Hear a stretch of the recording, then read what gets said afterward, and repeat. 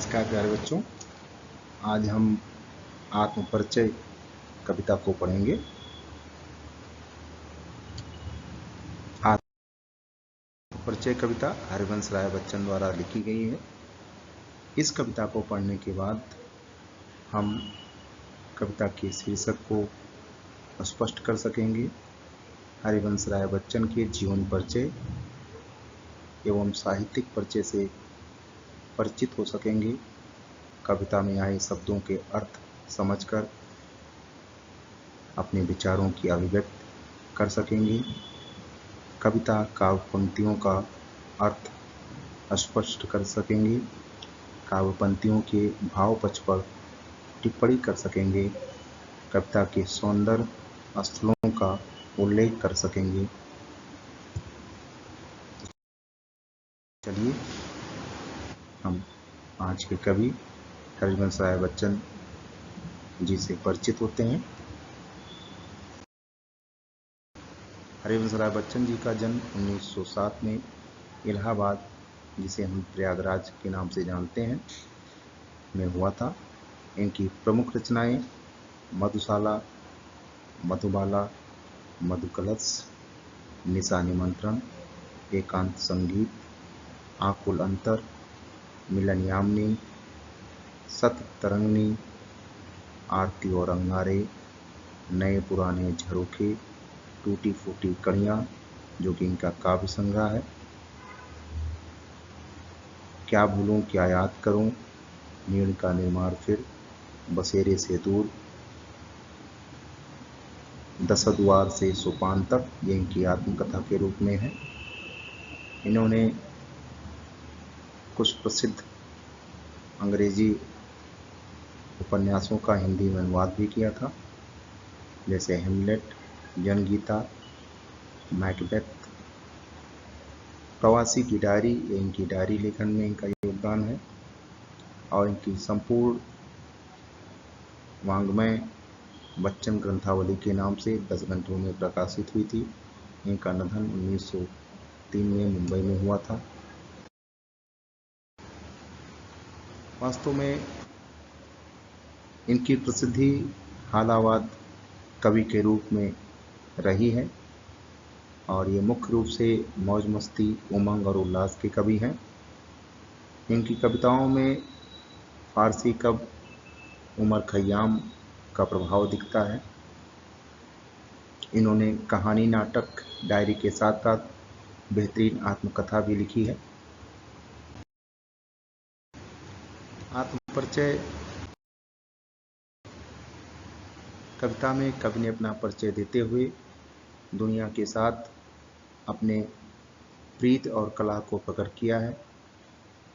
इन्होंने इस कविता में बताया है कि कैसे सामाजिक जिम्मेदारियों का निर्वहन करते हुए उन्होंने अपने जीवन में प्यार को महत्व दिया है।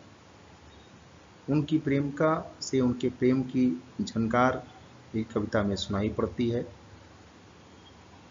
कवि ने कहा है कि वो प्रेम रूपी नशे को पीते हैं और संसार से प्रेम बढ़ाना चाहते हैं और इसके लिए वो संसार की निंदा की परवाह नहीं करते हैं। उन्होंने कविता में अपने मन के भावों को प्रकट किया है। कवि इस प्रेम रहित अधूरे संसार को हृदय के कोमल विचारों और भावों का उपहार देना चाहते हैं। कवि प्रेम के भरे सपनों के संसार में रहना चाहता है। कवि सुख दुख दोनों ही अवस्थाओं में मस्त रहते हैं और प्रेम द्वारा इस संसार रूपी सागर को पार करने का संदेश देना चाहते हैं। कवि का मानना है कि उनका जीवन विरुद्धों का सामंजस्य है, जैसे उन्मादों में अवसाद। कवि बाहर से खुश और बाहर से खुश और अंदर से दुखी हैं।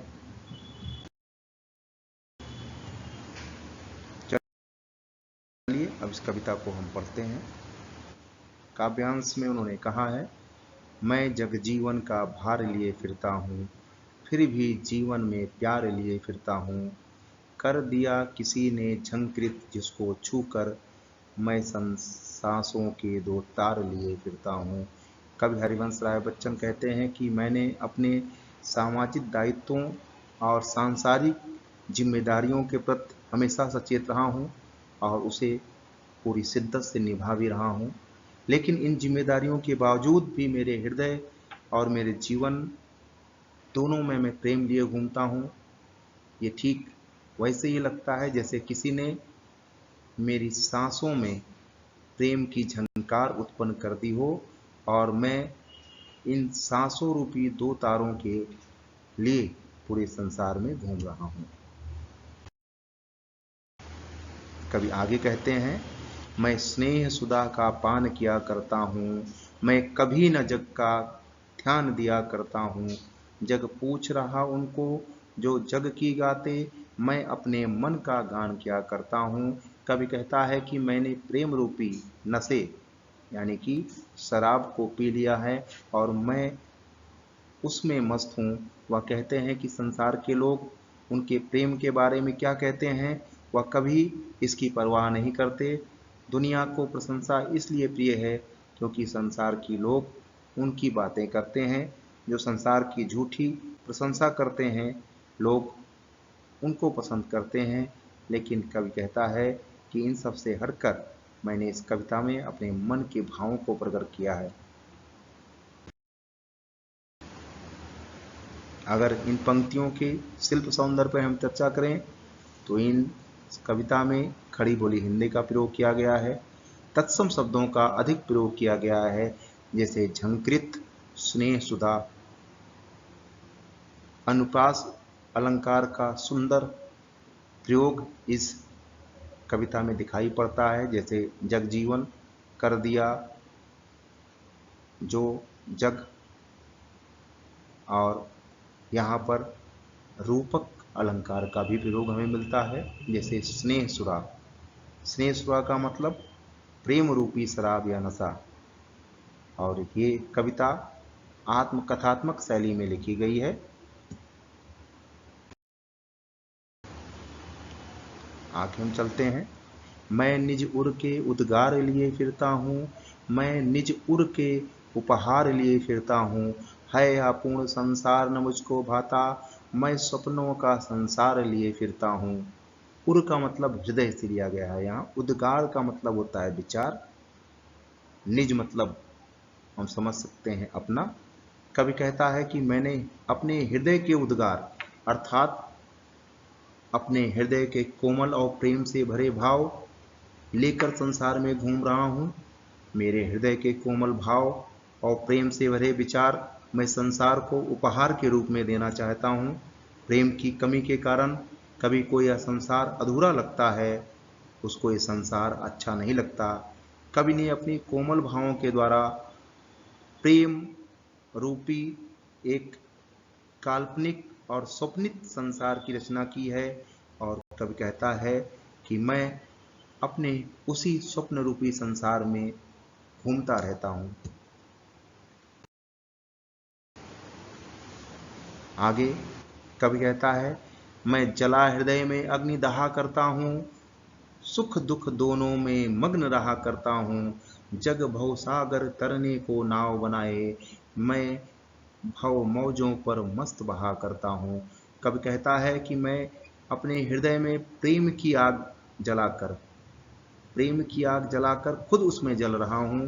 अर्थात वह अपना प्रेमिका की यादों और प्रेम के कारण दुख और सुख दोनों में मस्त रहा करता है।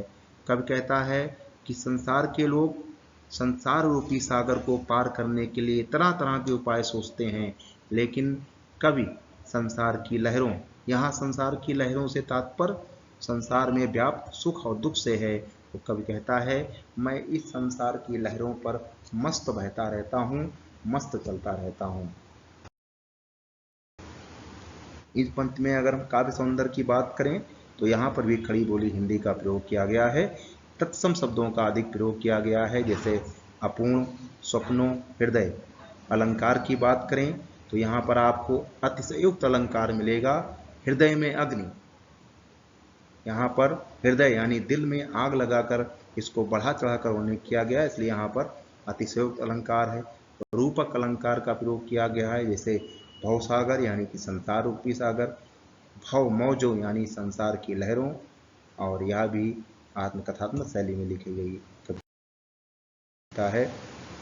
आगे, मैं यौवन का उन्माद लिए फिरता हूँ, उन्मादों में अवसाद लिए फिरता हूँ, जो मुझको बाहर हंसा रुलाती भीतर, मैं हाय किसी की याद लिए फिरता हूँ।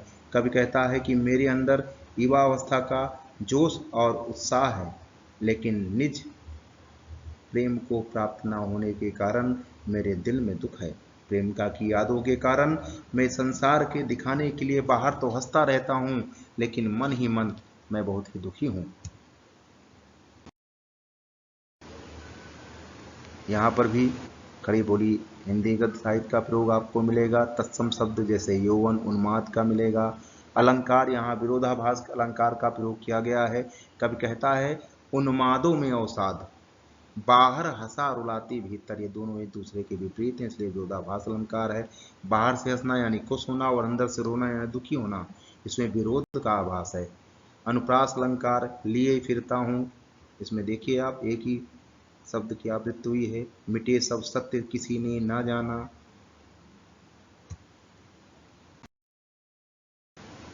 अब हम कुछ विशेष पॉइंट इस कविता से संबंधित देते हैं। उद्गार, उद्गार का अर्थ होता है हमारे विचार जो हम प्रकट करते हैं, हमारे मन की भावना। उपहार, कवि इस कविता में प्रेम और कोमलता का उपहार संसार को देना चाहता है। स्नेह सुरा, स्नेह सुरा का अर्थ यहाँ है प्रेम रूपी नशा या शराब, और रूपक अलंकार है। उन्मादों में अवसाद, यहाँ पर विरोधाभास अलंकार है। अगर इस पूरी कविता को हम प्रभाव चित्र के द्वारा समझना चाहें तो कवि सामाजिक जिम्मेदारियों के प्रति सचेत और जीवन में प्रेम को महत्व देता है। कवि कहता है कि संसार की निंदा करने के बजाय वो प्रेम रूपी नशे में मस्त रहना पसंद करता है। कवि संसार को कोमलता और प्रेम से बढ़े विचारों का संदेश देना चाहता है। प्रेम की कमी से संसार अधूरा लगता है, और इसलिए जो कवि है वो अपना एक काल्पनिक संसार, प्रेम से भरा हुआ संसार लेके घूमने की इच्छा रखता है। कवि यहाँ हमें संदेश देना चाहता है कि हमें सुख दुख दोनों अवस्थाओं में मस्त रहना चाहिए। और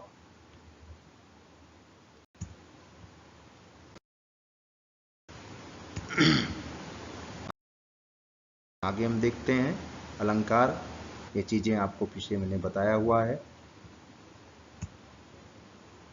उम्मीद है कि इस पाठ को आप अच्छी तरह समझ चुके होंगे। इससे संबंधित सारे प्रश्नों के उत्तर आप कर पाएंगे। भविष्य के लिए आपको शुभकामनाएं। धन्यवाद।